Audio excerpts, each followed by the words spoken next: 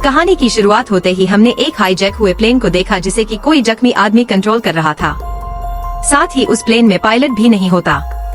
वहीं हमने नीचे बहुत सारी आर्मी को देखा जो कि उस प्लेन के लैंड होने का इंतजार कर रहे थे। नीचे आकर उस प्लेन का एग्जिट डोर खुलता है जिसमें से एक बच्चा बाहर आता है जो कि काफी डरा हुआ था। साथ ही उसके हाथ में उसका टेडी बियर भी था। अंदर लाकर उस बच्चे से काफी सारी पूछताछ की जाती है, लेकिन डर के मारे वह बच्चा कुछ भी नहीं बता पा रहा था, जैसे कि वह किसी सदमे में हो और काफी डर गया हो। खैर, अब इसके बाद हमने पास्ट का समय देखा जो कि इसी बच्चे का है जिसका नाम है एलियस। हमने इसकी माँ को देखा जिसे कि ल्यूकीमिया की बीमारी थी, तो इसलिए यह लोग किसी दूसरे देश जाने के बारे में प्लान कर रहे थे क्योंकि वहाँ पर एलियस की माँ का इलाज हो सकता था। अब एलियस अपना सामान लेकर एयरपोर्ट के लिए पहले ही निकल जाता है ताकि वह जल्दी से अपना सामान चेकिंग करा सके, जबकि उसकी माँ थोड़ी देर बाद अपनी दवाइयाँ लेकर एयरपोर्ट पहुँचती है और अब यहाँ पर इनकी चेकिंग होती है। यही एयरपोर्ट पर हमने एक आदमी को भी देखा जिसका नाम फरीद था। वो यहाँ पर एलियस की मदद करता है क्योंकि यहाँ पर एलियस अकेला था। वह बच्चा था और साथ ही वह फरीद नाम का आदमी भी एक अच्छा इंसान था। खैर, अब इसके बाद प्लेन यहाँ से चल पड़ता है और हवा में पहुँच गया। यहाँ पर हमें एलियस की माँ काफी उदास दिखाई दे रही थी क्योंकि उसे अपने पास्ट की बातें याद आ रही थी जब वह एलियस के पिता यानी अपने हस्बैंड के साथ बहुत खुश रहा करती थी और यह लोग काफी अच्छी जिंदगी बिता रहे थे। लेकिन एक दिन रात में वापस आते वक्त उनकी रास्ते में गाड़ी खराब हो गई, इसीलिए एलियस के फादर इधर उधर मदद मांगने के लिए गए, लेकिन वो वापस फिर लौटे ही नहीं। और यह सारी चीजें याद करके एलियस की मॉम काफी इमोशन हो गयी। वह यहाँ प्लेन के क्रू मेंबर में एक आदमी होता है जिसका नाम एड पोल है और इसके इरादे कुछ नेक नहीं लग रहे थे। और जब प्लेन आसमान में होता है तो वह अपने एक साथी के साथ मिलकर प्लेन के मार्शल को मार देता है। साथ ही प्लेन में जो पायलट होते हैं उनमें से एक एसी का साथी था, इसीलिए उस दूसरे पायलट ने अपने को पायलट को भी मार दिया था। यानी कि अब प्लेन हाईजैक हो चुका है और इससे सब के सब पैसेंजर काफी डर जाते हैं। अब यहाँ पर एलियस जब मैनुअल को पढ़ता है तो अपनी माँ से कहता है कि प्लेन में एक सेफ जगह है जो कि कार्गो सेक्शन है। वो अपनी माँ से जब यह बात कहता है तो वह मना करती है, लेकिन फिर भी डर के मारे वो वहाँ पर जाने लगा। उसकी माँ भी उसके पीछे जाने लगती है, लेकिन तभी एड पॉल ने इन्हें देख लिया और वह एलियस की मॉम नाडिया को शॉट कर देता है। यह देखकर एड पॉल का साथी आकर उससे कहता है कि तुम अब किसी को नहीं मारोगे, हमें कम से कम लोगों को मारना है। वही एलियास ने देखा कि उसकी माँ नाडिया की जान चली गई है, जिससे उसे बहुत दुख हुआ। तभी कार्ल एलियास के पास आता है और उससे कहता है कि तुम अपनी सीट पर जाकर बैठो। इसके बाद कहानी फिर से पास्ट में जाती है जब एलिस के पिता मदद मांगने के लिए गए थे, और जब बहुत देर के बाद भी वह वापस नहीं आते तो नादिया तय करती है कि वह उन्हें ढूंढने के लिए खुद जाएगी।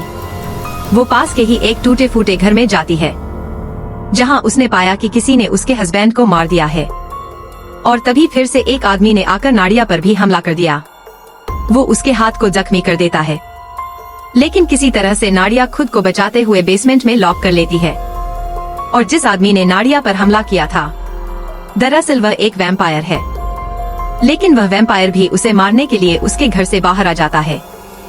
लेकिन तभी सूरज निकल आता है जिससे उस वैम्पायर की बॉडी जलने लगती है, क्योंकि वैम्पायर सूरज की रोशनी को बर्दाश्त नहीं कर पाती। इसी वजह से उसकी जान चली जाती है। खैर, अब नाडिया अपने बेटे को घर ले आती है और देखती है कि वह भी इन्फेक्टेड हो रही है और वह अपने बेटे पर हमला नहीं कर सकती थी क्योंकि वह अभी भी अपने पूरे होश में होती है। इसके बाद वह उसी घर में जाती है जहां पर वैम्पायर ने उस पर हमला किया था, लेकिन अब इसे उस घर में एक बूढ़ा मिलता है जो कि इस पर गन तान देता है और साथ ही कहता है कि एक बहुत ही खतरनाक इन्फेक्शन है, वह इंसान को दरिंदा बना देता है। हालांकि मैं भी इन्फेक्टेड हूँ, लेकिन एक खास तरह की दवाई से मैंने खुद को कंट्रोल में रखा हुआ है। मेरा बेटा कंट्रोल में नहीं था और उसे तुमने मार दिया और अब मैं तुम्हें मारूंगा।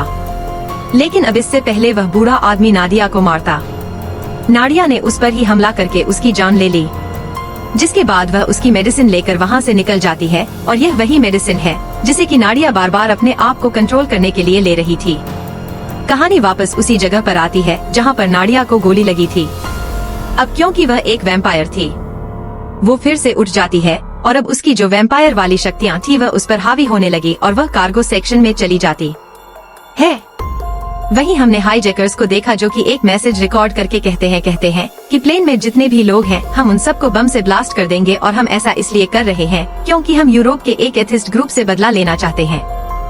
इनका जो अगला पेज होता है वह अरेबिक में होता है, इसलिए फरीद को उसे पढ़ने को कहा गया, लेकिन फरीद उसे जानबूझकर गलत पढ़ता है कि हमसे यहाँ रिकॉर्ड कराया जा रहा है और हमें यहाँ हाईजैक कर लिया है। लेकिन कार्लोस उसकी चालाकी समझ जाता है, इसीलिए वह उसे गन दिखाते हुए कहता है कि तुम्हें सब कुछ सही पढ़ना होगा। वहीं हमने कार्गो सेक्शन में दिखाया गया जहां पर 2 हाईजैकर आते हैं और यहाँ नाड़ियां भी छिपी हुई थी। वो यहाँ पर पैराशूट लेने आए थे क्योंकि हाईजैकर्स का प्लान था कि वह सब तो पैराशूट लेकर कूद जाएंगे और बाद में वह प्लेन को ब्लास्ट कर देंगे। उन्होंने प्लेन में कुछ बम भी लगा रखे थे जो रिमोट से ब्लास्ट किए जा सकते हैं। लेकिन यहाँ कार्गो सेक्शन में नडिया थी जो कि एक हाईजैकर को मार के वहाँ से निकल जाती है क्योंकि वह अब एक वैम्पायर में बदलने लगी थी। इसके बाद नादिया ऊपर आ गई जहाँ पर कि सभी पैसेंजर हैं और यहाँ पर इस वक्त कोई भी हाईजैकर नहीं था क्योंकि वह सभी नीचे कार्गो सेक्शन में जा चुके थे प्लेन से कूदने के लिए। नादिया यहाँ पर सभी पैसेंजर से पूछती है कि क्या किसी से प्लेन उड़ाना आता है, और यहाँ पर एक एरोनॉट इंजीनियर का स्टूडेंट होता है, कहता है कि मैं प्लेन उड़ा सकता हूँ। जिसके बाद नादिया उसे कॉकपिट में ले आई और प्लेन को ऑटो पायलट पर रखा गया होता है। फरीद यहाँ पर सभी लोगों को बताता है कि इस प्लेन को न्यूयॉर्क में क्रैश करने का प्लान है क्योंकि मैंने यह सब उनकी स्क्रिप्ट में पढ़ा है। वहीं नीचे जाकर हाईजैकर देखते हैं कि यहाँ उनके एक साथी की मौत हो गई है, लेकिन नादिया ने उसकी मौत को इस तरह से दिखाया था कि लगे कि कुत्ते ने उसे मारा है, क्योंकि यहाँ कुत्ते भी होते हैं। लेकिन तभी यहाँ पर एरपल को एक दवाई दिख जाती है जो कि नादिया की थी और अब उसे शक हो जाता है, इसीलिए वो नादिया के खून के निशान देखता है। जिसके बाद ये लोग उसके खून का पीछा करते हुए फिर से ऊपर वाले सेक्शन तक आ जाते हैं जहाँ पर कि सभी पैसेंजर हैं और इन्होंने देखा कि यहाँ कॉकपिट का दरवाजा बंद है, इसीलिए एक बच्ची को होस्टेज बनाकर उससे दरवाजा खोलने के लिए कहते हैं। कहती है कि अगर तुमने दरवाजा नहीं खोला तो हम इस बच्ची को मार देंगे। वही नादिया जो अब एक वैम्पायर बन रही है, वह उस बच्ची की जान बचाने के लिए कॉकपिट का दरवाजा खोलकर उस हाईजैकर पर हमला करके उसकी जान ले लेती है। दरअसल अब वो एक वैम्पायर बन चुकी है और यह देखकर जितने भी हाईजैकर हैं वह ज्यादा डर जाते हैं और वह दूसरे वाले कंपार्टमेंट में भागने लगे। यहाँ पर हाईजैकर्स को समझ नहीं आता कि आखिर यह क्या भला है और किस तरह से इसने हमारे साथियों को मार दिया। एरपल को नाडिया की डायरी मिलती है जिसे पढ़कर वह समझ गया कि वह एक वैम्पायर है। हालांकि उसकी इस बात पर उसके साथी विश्वास नहीं कर रहे थे क्योंकि वह एक संगी इंसान था। वही नादिया जो कि अब पूरी तरह से वैम्पायर बन चुकी है, वह वॉशरूम में जाकर अपने आप को एक और इंजेक्शन लगाती है जिससे उसका गुस्सा थोड़ा कम हो जाता है। वही वह सारे के सारे हाईजैकर्स अब नादिया को मारना चाहते हैं, इसीलिए वह एक साथ कॉकपिट की तरफ बढ़ने लगे। एडपोल जिसे पता लग चुका है कि नाडिया एक वैम्पायर है, वह एक खास तरह की टॉर्च लेकर आता है जिन्हें कि वैम्पायर बर्दाश्त नहीं कर सकते और वह उस टॉर्च की रोशनी को नाडिया पर डालता है जिससे वह तड़पने लगती है और इस मौके का फायदा उठाकर वह उसकी बॉडी से कुछ ब्लड निकाल लेता है। जिसके बाद वो एक स्टिक से उसे मारने ही वाला होता है कि तभी नाडिया का बेटा एलियास आ जाता है। वो अपनी माँ को बचाने के लिए उस पर गोली चला दिया, लेकिन एलियास का निशाना चूक जाता है और अब इससे प्लेन की विंडो टूट जाती है और हवा अंदर आने लगी और इससे अब सभी को सांस लेने में तकलीफ होने लगी, यानी कि प्लेन को अब लो एटीट्यूड पर लाना पड़ेगा। लेकिन अब कॉकपिट में जो एरोनॉट इंजीनियर पायलट था वो भी अब ऑक्सीजन की कमी से बेहोश होने लगा। लेकिन तभी यहाँ पर नादिया गन लेकर आ जाती है और एडपल के कंधे पर शूट कर दिया, इसीलिए वो अपनी जान बचाने के लिए नीचे कार्गो सेक्शन में जाने लगा जहाँ पर एक बुलेट प्रूफ कार होती है। वह उसके अंदर चला गया और नाडिया ने यहाँ आकर उसे कई सारी गोलियां मारी, लेकिन गोलियां कार पर कोई असर नहीं कर रही थी। हालांकि एडपॉल भी समझ गया था कि अब उसे कोई नहीं बचा सकता, इसलिए वह उस ब्लड को जो उसने नाडिया की बॉडी से निकाला था अपनी बॉडी में इंजेक्ट कर लेता है, यानी कि वह भी एक वैम्पायर बन चुका है। नाडिया उस कार में आग लगाकर वहाँ से निकल जाती है जिससे फायर अलार्म बजने लगता है और इसकी आवाज सुनकर जितने भी टेररिस्ट होते हैं वह सब नीचे आते हैं। लेकिन अब उनका साथी एरपोल जो कि खुद भी एक वैम्पायर बन चुका है, वह उन पर हमला करके अपने साथियों को ही मारने लगा। नाडिया ऊपर आकर सभी पैसेंजर्स को बताती है कि नीचे जितने लोग हैं इन्फेक्टेड हो चुके हैं, हमें कार्गो के दरवाजे को बंद करना होगा। यह दरवाजे को बंद करने लगते हैं।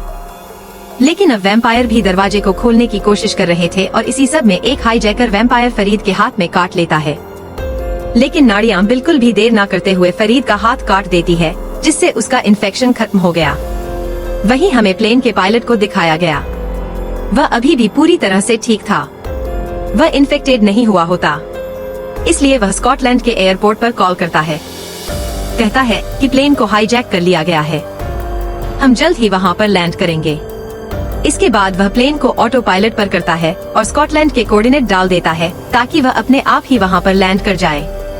वहीं हमने देखा प्लेन के अंदर बहुत सारे लोग इन्फेक्टेड हो चुके हैं, जिससे प्लेन में जितने भी लोग ठीक होते हैं वह समझ जाते हैं कि अगर यह लोग प्लेन से बाहर गए तो यह पूरी दुनिया को इन्फेक्टेड कर देंगे, इसीलिए इन सबको यहीं पर मारना होगा। हाईजैकर्स ने जो प्लेन में बम लगाए थे उनका रिमोट एक हाईजैकर के पास है जो कि नीचे कार्गो में है और उसे नड़िया ने मार दिया था। और अब कार्गो से एक्शन तक जाने का जो रास्ता है वह बहुत छोटा है, जहाँ से कोई बच्चा जा सकता है। एलियास कहता है कि मैं जाऊंगा, हालांकि उसकी बॉस से करने से मना करती है, लेकिन इनके पास दूसरा और रास्ता भी नहीं था, इसीलिए एलियास वहाँ से जाने लगा। इनके पास अल्ट्रावायलेट टॉर्च होती है जिससे वह खुद को उन वैम्पायर से सेफ रख सके। खैर अब एलियास उस आदमी के पास पहुँच गया जिसके पास की वह रिमोट है। वह उस रिमोट को ले लेता है, लेकिन तभी एड पॉल ने उसे देख लिया। वह हमला करने के लिए उसकी तरफ बढ़ने लगा और कैमरा में एलिस की मॉम भी यह सब देख रही थी। इससे वो बहुत ज्यादा अग्रेसिव हो जाती है और पायलट को भी मार देती है, क्योंकि वह जानती थी कि यह पायलट भी उनके साथ मिला हुआ है और वैसे भी उसे अपनी शक्तियाँ बढ़ाने के लिए खून की जरूरत है। वह उस जगह पर पहुँच जाती है जहाँ एयरपॉल था। इसने एयरपॉल पर हमला कर दिया, लेकिन वह उससे भी ज्यादा ताकतवर था तो वो इस पर हावी हो गया और मौका मिलते ही एलियास ने यहाँ पर इमरजेंसी डोर को खोल दिया, जिससे सूरज की रोशनी अंदर आने लगती है। फरीद भी सीसीटीवी कैमरा से यह सब देख रहा था। वो प्लेन को ऑटो पायलट मोड से हटाकर उसे थोड़ा घुमा देता है, जिससे कि एयरपोल जिससे उसकी स्किन जलने लगी और प्लेन से गिर के उसका खात्मा हो गया। लेकिन अब नाड़िया बहुत ज्यादा जख्मी हो चुकी है। हालांकि वह अपने बेटे को सही सलामत देखकर बहुत खुश होती है। वही फरीद जो कि कॉकपिट में है, वह फिर से प्लेन को ऑटो पायलट पर डाल देता है, जिसके बाद प्लेनत लैंड हो जाता है और यहीं से फिल्म की कहानी शुरू हुई थी, जहां पर कि कर्नल फरीद को हाईजैकर समझ रहे होते हैं और वहीं अब एलियास ने भी पूरी कहानी बता दी होती है। लेकिन कोई भी इसकी बातों पर बिलीव नहीं करता, क्योंकि वैम्पायर पर तो वैसे ही किसी को विश्वास नहीं है। इसीलिए कर्नल अपने सोल्जर से कहते हैं कि तुम सबको अंदर जाना होगा। इनकी बॉडीज पर कैमरा लगे होते हैं और जब सिपाही अंदर जाते हैं तो अंदर सभी लोग वैम्पायर बन चुके थे जो कि सोल्जर्स पर हमला कर देते हैं और कर्नल यह सब उनकी बॉडी पर लगे कैमरा से देख रहे थे। यानी कि एलियास जो भी कह रहा था वह सारी बातें सच है। अब फरीद को भी सोल्जर्स द्वारा रेस्क्यू कर लिया जाता है और एलियास अपनी मॉम को देखने के लिए जल्दी से प्लेन की तरफ भागने लगा। लेकिन उसकी माँ अब पूरी तरह से वैम्पायर बन चुकी है और वह चाहकर भी किसी भी दवाई से अब दोबारा नॉर्मल नहीं हो सकती। यह देखकर एलियास को बहुत दुख होता है और उसके पास अभी भी वह रिमोट होता है जिससे वह प्लेन को ब्लास्ट कर सकता है। इसलिए वह प्लेन को ब्लास्ट कर देता है, जिससे सभी वैम्पायर एक साथ मारे जाते हैं। साथ ही कर्नल अब फरीद को आजाद कर देते हैं, क्योंकि वह जान गए थे कि फरीद ना तो टेररिस्ट है और ना ही वैम्पायर। फरीद आजाद होने के बाद एलियास के पास जाकर उसे अपने गले से लगा लिया और अब इसी के साथ यह फिल्म यहाँ पर खत्म हो जाती है। तो दोस्तों, कैसी लगी आपको इस फिल्म की कहानी, हमें कमेंट करके जरूर बताएं। चैनल पर पहली बार आए हैं तो वीडियो को लाइक और चैनल को सब्सक्राइब भी कर लें। मिलते हैं अगली शानदार वीडियो में।